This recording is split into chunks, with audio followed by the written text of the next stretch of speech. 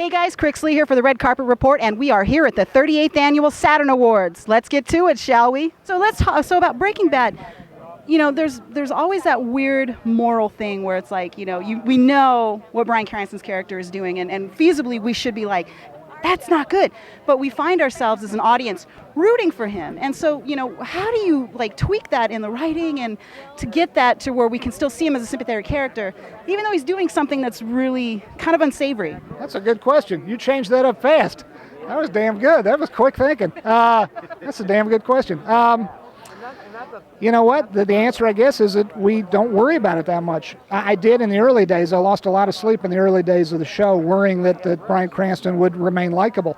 I did myself a solid by casting him in the first place. Bryan Cranston is the most likable guy in the world. He can play a very bad guy, and yet he can be very, nonetheless, relatable, sympathizable, empathetic, all those wonderful adjectives that apply to him.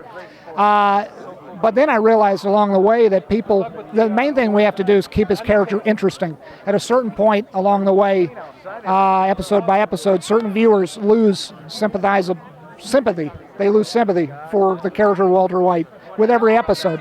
But nonetheless, hopefully he remains interesting, and that's why people continue to watch.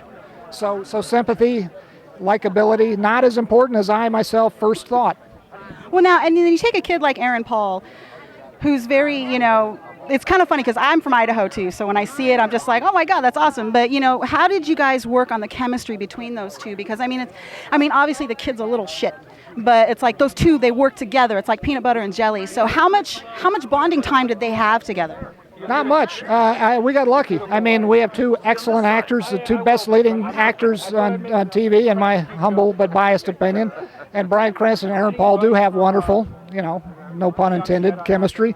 But that's where the luck comes in, the lightning in a bottle comes in. You roll the dice when you cast any actor or actress, and they did not have a lot of time to get to know each other before they started shooting that first episode. But luckily, they're great together, and they like each other so much personally, and there's just a great dynamic between them, as there is, in fact, between all of our actors, all of our ensemble cast. Well, I thank you so much, and I'm glad that you didn't beat me for saying the wrong show at first. Yeah, I'm good. Thank you so much. Good.